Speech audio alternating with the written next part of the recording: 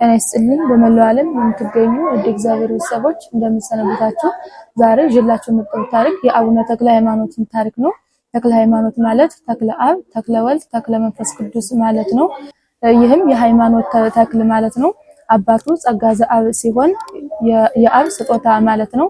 እናቱ ደግሞ እግዚአብሔር ትባላለች። እግዚአብሔር ማለትም እግዚአብሔር የመረጣት ወይም አምላክ የመረጣት ማለት ነው። ሀገሩም ኢትዮጵያ ሲሆን ኢትዮጵያ ጽላልሽ ደብረ ኢቲሳ ነው። ዘሩም ከነገደ ሌዋውያን ነው። እግዚአብሔርም መቅና ቤተክርስቲያን ሄዳ ከስዕለ ማርያም ተማጽና ተመልሳ መጋቢት 12 ቀን የቅዱስ ሚካኤልን በዓል አክብረው የተራበን አብልተው የተጠማ ሲያጠጡ ንጉሰ ዳሞት ሞቶሎሚ ሀገራቸውን ከቦ ወደነሱ ደረሰ። ጸጋ ዘአብም ወደ ባህሩ ሮጠ። ሰይፍ ቢወረውርም ከእጁ ቀረችበት። ወደ ባህሩም እሱም ወደ ባህሩ ገብቶ አመለጠ። ባህሩም እንደ ድንኳን ሆነለት። ኦ ሚካኤል እያለ ሲማጸን አይዞህ አለው። እግዚአብሔር ግን ተማርካ ወደ ዳሞት ወይም ወላይታ ሄደች። በዛም ልብሰ መንግስትን አልብሶ መብልና መጠጥ አዝዞላት ጭፍሮቹ እንዲጠብቋት አደረገ።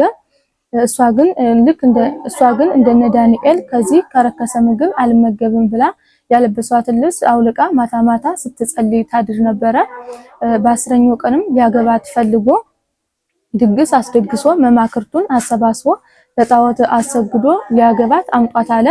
እሷ ግን ወደ ፈጣሪዋ ከካህን ልስጠኝ ስለ አንተን ከማያውቅ አረመኔ ልትሰጠኝ ነው ብላ ስትጸልይ መጥተው ልብሰ መንግስትን አልብሰው በራሷ ወርቅ አስረው አቀረቧት።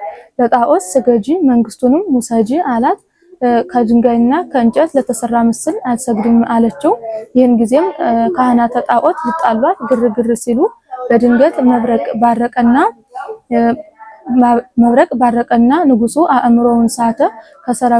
ከሰራዊቶቹም ብዙዎቹ ሙተዋል። እግዚአብሔርን ግን ቅዱስ ሚካኤል ነጥቆ ወደ ጽላልሽ ወሰዳት። በቤተ ክርስቲያኑ ቀድሞ በመታስቀድስበት ቤተ መቅደስ ሆና ስትጸልይ ባሏ ጸጋ ዘአብ ማይጠንት እያጠነ ነበርና አይቶ ይችን የቤተ መንግስት ሴት ማናመጣት አለ። ማይጠንቱንም ጨርሶ ሲወጣ አንቺ የቤተ መንግስት ሴት ስትሆኚ እንዴት ብቻሽን መጣሽ አላት። እሷም ሚስቱ የተማረከችበት ካህን አለ ተብሎ የሱ ሚስት ልሆን መጣሁ አለችው። እሱስ ከሷ ሌላ አላገባም ሲል ሰምቻለሁ አላት። ሚስቱ የንጉስ ሚስት ሆናለች።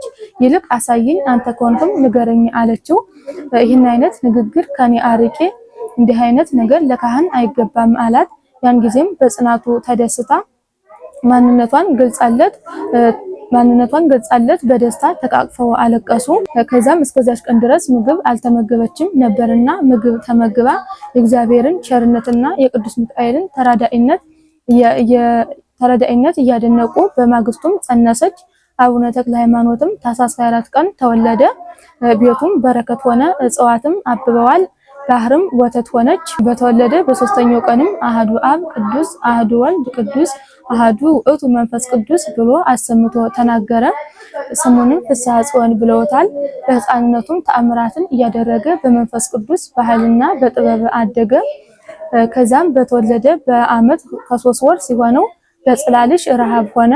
እናቱም የሚካኤል በዓል ልታጎልብኝ ነው ብላ ስታለቅስ በቤት ካለው ነገር ከስንዴ ዱቄት ጀምሮ ማሩን ቅቤውን እጁን ሲጭንበት እየበረከተ በዓሉን ዘክረው የቀረውንም እነሱ ሲመገቡት ኑረዋል። በ7 ዓመቱም ሕይወተ ብነ ወደ ተባለ መምህር ሂዶ ሲማር መምህሩ ከሚነግረው ይልቅ የሚተረጉም ሆኗል። ከዛ በኋላም ወደ አባ ጌርሎስ በመሄድ ማዕረገ ዲቁናን ተቀብሎ ሲመለስ በመንገድ ላይ ልዩ ልዩ ተአምራትን እያደረገ ተመልሷል። ከዛም ሚስታጭተው አመጡለት። እሱ ግን ይችን ዓለም ንቆ ጠፍቶ ሄደና ከጳጳስ ጌርሎስ ቅስናን ተቀብሎ ሊቀ ካህናት ዘምድረ ሸዋ ተብሎ ተሾመ። ወዲያውም እናትና አባቱ በ6 እና በ5 ዓመት ልዩነት ሞቱ። ብቸኛ ሆንኩ እያለ ሲጸጸት አንድ ቀን ጦሩን ይዞ አውሪያድን ሄደ። ጌታም በቅዱስ ሚካኤል ክንፍ ላይ ተገልጾ ወዳጄ ፍስሐ ጽዮን ሆይ ከዛሬ ጀምሮ አብሮ ሳይሆን የኃጢአተኞችን ነፍስ የምታድን ትሆናለህ። ወናሁ ጸጎኩ ከስልጣነ ወታድህን ድውያነ ወታንስ ሙታነ ወተሰድድ መናፍስተ ርኩሳን እምኩሉ መካን እንዲል ትርጉሙም ሕሙማንን የምትፈውስ ሙታንን የምታነሳ ርኩሳን መናፍስትን የምትአባርር እንድትሆን ሙሉ ስልጣን ሰጠውህ። ስምህም ተክለ ሃይማኖት ይባል አለው። አዲስ ሐዋርያ አድርጌሃለሁ ብሎ ተናገረው። ከዚህን ቀን ጀምሮም አቡነ ተክለ ሃይማኖት ቤቱን ክፍት ትቶ ገንዘቡን ለነዳያን መጽውቶ ወደ ስብከተ ወንጌል ወጣ። ከዚያም በ12 ዓመቱ ከአባ በጸሎተ ሚካኤል ገዳም ገብቶ እንጨት እየሰበረ ውሃ እየቀዳ እህል እየፈጨ ለ10 ዓመት ያህል ኖረ። ከዛ በኋላም የሐይቅ ባህር እንደ ድንጋይ ረግቶለት ከአባ ኢየሱስ ሞዐ ገዳም ገብቶ በጾምና በጸሎት ተወስኖ ለ10 ዓመት ያህል ኖረ። ከዛም እንደገና ደብረ ዳሞ ገዳም ገብቶ ከአባ ዮሐኒ አስኬማ ለብሶ 10 ዓመት ያህል በደብረ ዳሞ ኑሮ ሊወርድ ሲል ሰይጣን የመውረጃውን ገመድ በጠሰበት። ያን ጊዜ 6 የጸጋ ክንፎች ተቀብሎ ኢየሩሳሌምን ጎብኝቶ መካናት ቅዱሳትን ተሳልሞ ተመልሶ በደብረ ሊባኖስ ገዳም በዓት መስርቶ መነኮሳትን አብዝቶ በጾምና በጸሎት ሲኖር ከጸዋትና ከጥሩ ውሃ እንኳን ምንም ሳይመገብ በትህርምት ኖረ። ከዛም በዚህ ተጋድሎ ሳለ ቆሞ ሲጸልይ ጥር 4 ቀን አንድ እግሩ ተሰበረ። ከዛም በአንድ እግሩ ቆሞ ለ7 ዓመት ያህል ሲጸልይ ኖረ። ወደ ሰማይም እየተነጠቀ ከሱራፌል ጋራ ስላሴን ያመሰግን ነበረ። ከአረፈ በኋላም ልብሱ ወደ ሰማይ እየሄደች ታመሰግን እንደነበረ ይነገራል። በቤተ መንግስትም ከነበረው ተሰሚነትና ቅድስና የተነሳ በላስታ ላሊበላ የሮሃ መንግስት ከአጼ ይትባረክ ወደ ይኩኖ በአምላክ በስምምነት ስርዓት በመስራት እንዲዛወር አደረገ። ይህንንም አንዳንድ ሰዎች ጻድቁን እንደ ፖለቲከኛ አስመስለው የሚያወሩ አሉ። ነገር ግን ይሄ ፈጽሞ ስህተት የሆነ ነገር ነው። ጻድቁ በተሰጠው ሀብተ ትንቢት የይኩኖ አምላክ በመንግስት ጸንቶ እንደሚኖር በመንፈስ ቅዱስ ተረድቶ መሆኑን እንጂ ጣልቃ ገብነት አለመሆኑን ማስተዋል ይገባል። አቡነ ተክለ ሃይማኖትም ጣዖታትን እያፈረሰ ወደ ከተታ ደረሰ። በዚህም የሚመለክ አንድ ዛፍ ነበረ። ይህ ዛፍም ተነቅሎ ከአቡነ ተክለ ሃይማኖት ከፊቱ ቆመ። በላዩ ላይ የነበረው ሰይጣንም በቅዱስ ሚካኤል ጦር ተወግቶ ተባረረ። ዛፉ ሲነቀልም ብዙዎች ሙተው ነበርና አስነሳቸው።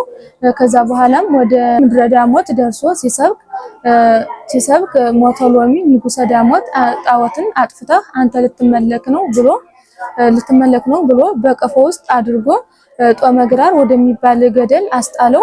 ይህ ቦታም በወላይታ የሚገኝ ነው። ከዛም ቅዱስ ሚካኤል ነጥቆ ከፊቱ አቆመው። ሁለተኛ ቢያስጥለውም ከጣሉት ቀድሞ ደረሰ። ከዛም ይሄ ሰራየኛ ብሎ ሰይፉን መዞ እመታዋለሁ ሲል ሰይፉ ከእጁ ተጠቀለለችበት ዋይም አለ። ያን ጊዜም አቡነ ተክለ ሃይማኖት አማልክቶችህ ያድኑ እንጂ አለው። አድኑኝ እያለ ቢጮህም የማያድኑት ሆነ። እኔ ባድንህስ ብሎ ጸልዮ አዳነው። ከዚህ በኋላም ንጉሱ ጣዖትን ገሎ አምኖ ተጠመቀ። ከዛም ከዕለታት አንድ ቀን አቡነ ተክለ ሃይማኖት በትጋሃ ሌሊት እያለ ጌታ ተገልጾ ብዙ ቃል ኪዳንን ሰጠው። ከቃል ኪዳኖችም የሚከተሉት ጥቂቶቹ ናቸው። ገድልህን የጻፈ ያነበበ የሰማና ያሰማ ስምህን የጠራ ቤተክርስቲያንህን የሰራ መባ የመጸወተና ለነዳያን የመጸወተ እስከ 10 ትውልድ ድረስ እምርልሃለሁ ብሎ ቃል ሰጥቶታል። ከዚያም በንዳድ በሽታ ታሞ በ99 ዓመቱ ከ8 ወር ከአንድ ቀን አረፈ። በማህሌትና በዝማሬም በደብረ አሰቦ ተቀበረ። የረፍቱ መታሰቢያም ነሐሴ 24 ነው። የጻድቁ የአቡነ ተክለ ሃይማኖት ረድኤትና በረከታቸው ይደርብን። ወስብሐት ለእግዚአብሔር።